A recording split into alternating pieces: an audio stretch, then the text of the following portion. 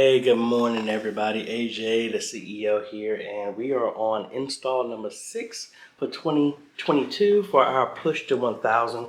We are getting ready to head to Zion Baptist Church in Kings and Queen Court, Virginia. About 25-minute drive, but we got a serious system. I don't want to say it's serious like that, but what we're going to be doing is fixing some stuff that I guess some people did not put in place right in the first place.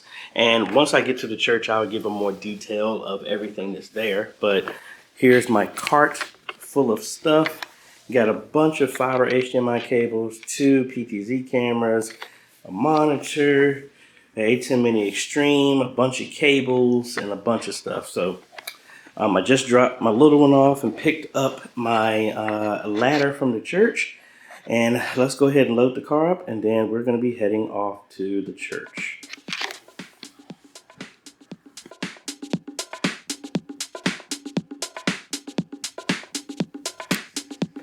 All right, folks, we are here at Zion Baptist Church. We're going to get some work done in here.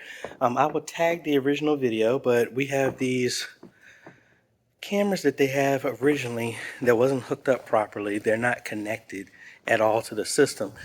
I'm going to get the ladder. Hopefully my ladder is tall enough, but we're going to pop these tiles, replace the cables going to the TV with fiber HDMI cables, get these 3 TVs hooked up at first, mount the new cameras, wire them, and we have that cable right here. We're going to see about getting up there.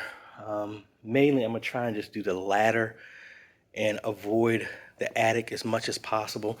But let's see what we can get done here. I got all the supplies here, and maybe I'll take the stuff out and then we're going to do a refresher on exactly what we got in place. All right, folks, let's go through all the gear that we're going to be using for this install upgrade. Link is down below to everything, but we have 2 Famaco 20X PTZs. We have the CV620 cable 6 and 7 for going from a RS-232 to a Ethernet. And then these will be daisy chained together. These will go to each one of these cameras with Ethernet cables bouncing between it. 5-port PoE switch to send power to those. You have a 24-inch monitor for our multi-view. A10 Mini Extreme, 1 terabyte SanDisk Extreme for recording. A 1x8 4K HDMI splitter by Ori. A 200-foot fiber HDMI cable. What's this? 2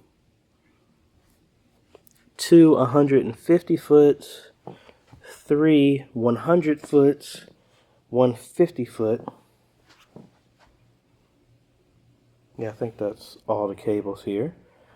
Then we got some regular HDMI cables for the computer, laptop, multi-view, RCA to 3.5 to come from the X32 for audio in. We have a USB-C cable to connect to the ATEM, and 1,000 feet of Cat6 cable. So let's go ahead and take down those cameras, and then we'll move from there.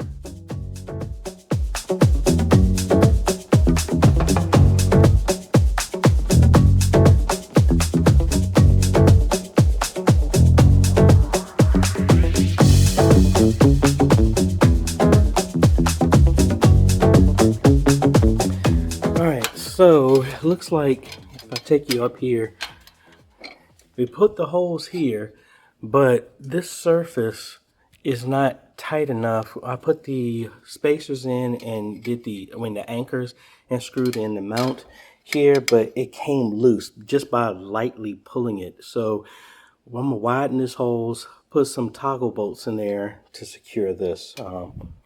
Might have to do the same thing with the front, but let's go back to the car, get some toggle bolts, and go from there. Yeah, let's do that. And then I'm going to move all the other stuff, like the ATEM and things I can set up. I can do that once I get back, because that'll be simple.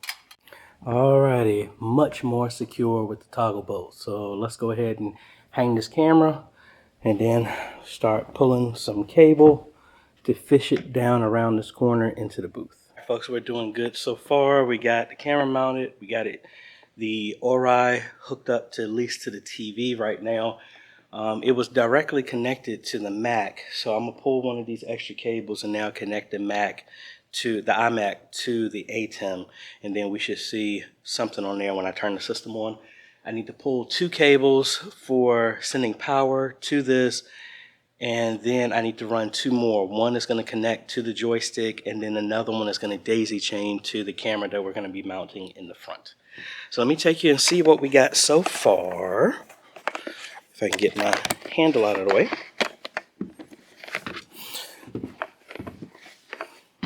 Alright, so there's an existing joystick. This is like a Gen 1 Huddle Cam joystick.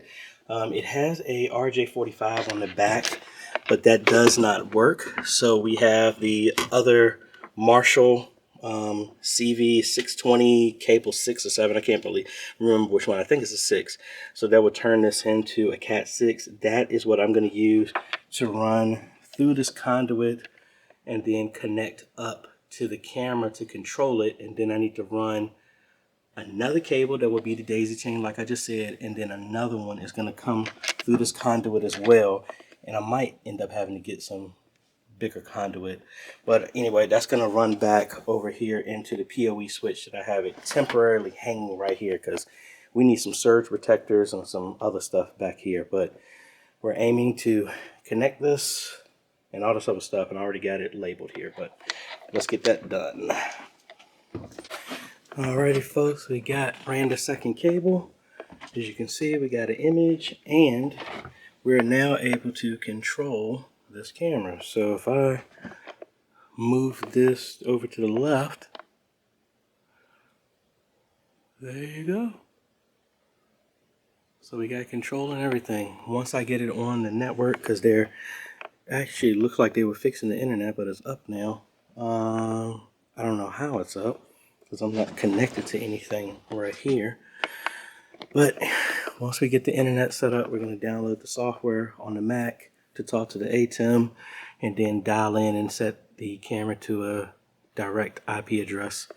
And we actually, since we're connected over RS-232, and those being dynamic, it doesn't matter except for just maintenance going back into them. So maybe I'll set them to the IP address. I don't know. But let's go ahead now, pull down this front camera. Well, actually, I need to pull one more cable. That's going to be the daisy chain that connects to this one. And then we will go from there. Alrighty, so we got the other camera mounted, but there was already, I don't know if you can see it, the cable that's hanging down. That's an actual RS-232 cable that wasn't connected. So if I could find that, hopefully they pulled it all the way back here and it's just not connected. If that's the case, I can connect that instead of running the cable to daisy chain, and I can just use that. And I'm wondering, is this it?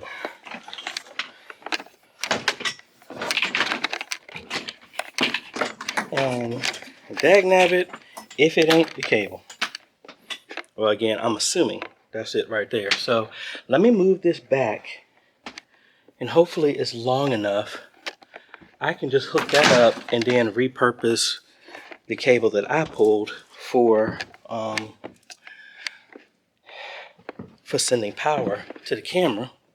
And then all I got to do is now run a fiber optic cable. If those TVs come on perfectly fine without needing to change the fiber optic cable, I'm gonna leave them and I'm not gonna replace those cables. And I'll use the other cables for the different parts of the building, because there is a splitter somewhere in the attic that they were talking about that needs to get removed. So yay, we found the cable. I'm mad it was just sitting there and they didn't even hook it up in any way, shape, or form. Whatever. We got it, and let's go get power to this camera, get a video signal, and we'll go from there. All right, folks, at this point, I am getting ready to do something that you know I dread. Let's get ready to do some attic ministry. We gotta find, there's some HDMI splitter that's in the ceiling somewhere.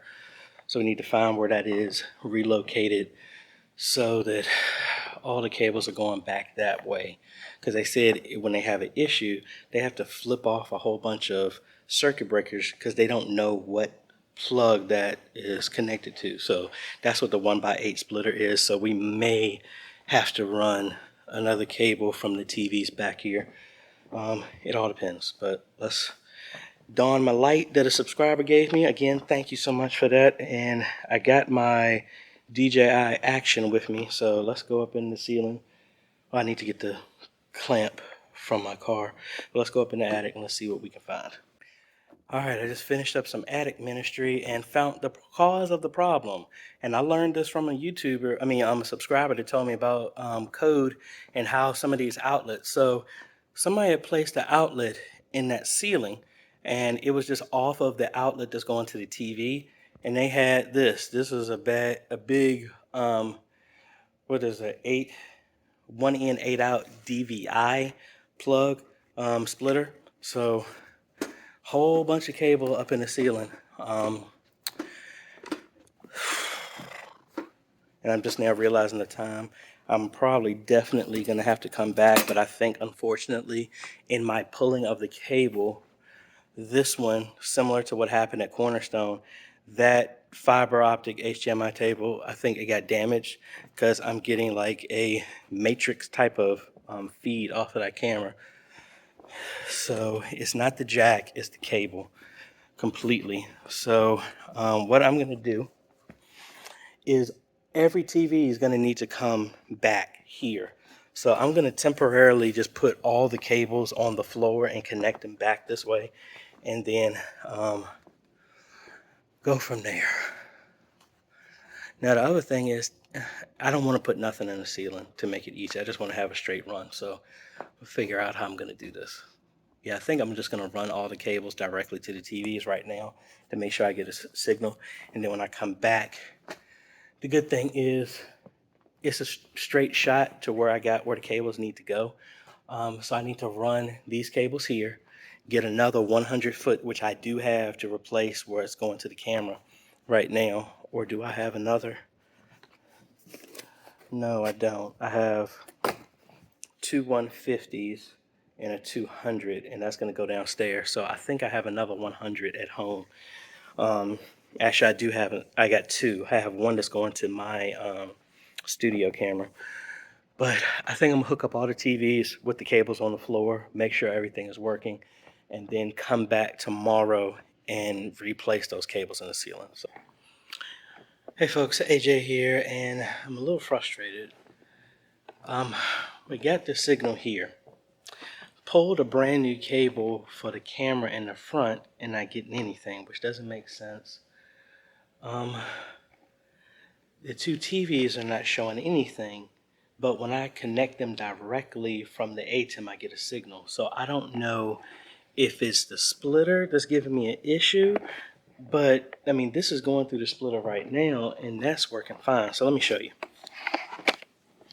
And maybe somebody can help me with this. So we are coming out of the ATEM right here and going into this different Ori splitter. The one I normally use was out of stock and not available. This is the one that they suggested. But I'm connected to here on the line in, 2 outs, and then out number 8, which is going to the TV. So if I unplug this, you see the image goes out. So let's plug it back in. Give it a second. And there we go. So, but no image. But see, let's go ahead and disconnect this, one of the TVs, and plug it directly into the output number 1 of the ATEM. It's difficult to do with one-handed. Alright, we're seated in there. And see, now we got an image. You see? So I don't know. Alright, let's just flip it there for a second. What in the world is going on? I'm wondering if there's something in the ceiling that's causing interference with that cable. I don't know. Let's disconnect that one. Let's hook up the other one, just to the right.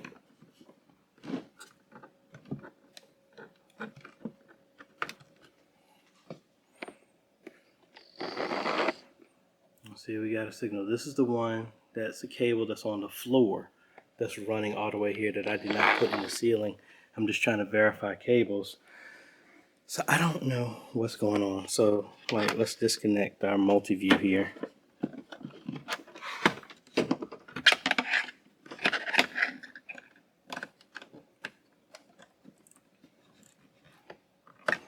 So now both of the TVs are connected.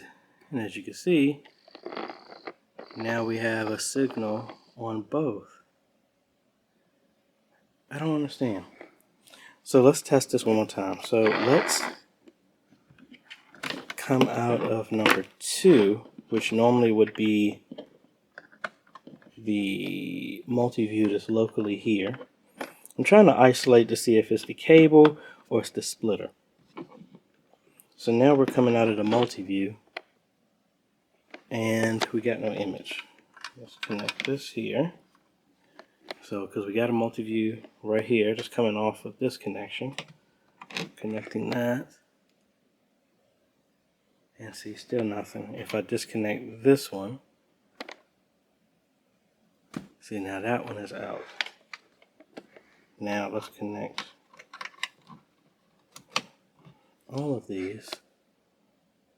Nothing, but I am getting something back there. I don't understand what in the world is going on. So if I disconnect this, move it to number 1, plug the multi-view monitor back in. Let's turn it back on. So there's our multi-view. This is set to multi-view, so I put that to program. So now we get the program from the Mac, but nothing. I'm thinking it's this, but I don't understand why this long traditional HDMI cable gets me something, but then these don't. And I've used this multiple times, just the splitter is different. I don't know. So I'm gonna have to order 2 more 100 foots, because both of these are 150. They were going to both TVs, and I still got 4 more TVs. So I need to order